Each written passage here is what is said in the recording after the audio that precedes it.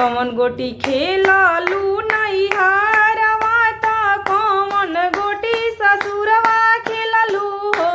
ए ललना कौन गोटी खेललू से जरिया गर्भवा रही गइले गर्भवा रही गइल। सीसा गोटी खेलनी नैहरवा त पत्थर गोटी ससुरवा खेलनी हो।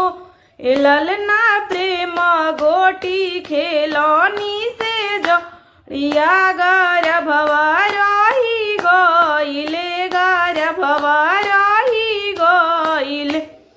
केकरा संगे खेललू सीसा गोटिया त केकरा संगे पत्थर गोटिया हो।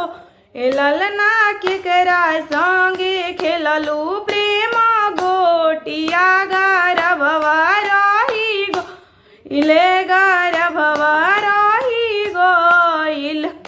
सखी संगे खेलनी सीसा गोटिया त ननद संगे पत्थर गोटिया हो। ए ललना सैया संगे खेलनी प्रेम गोटिया गर्भवा रही गइले गर्भवा रही गइल। ए ललना सैया संगे खेलनी प्रेम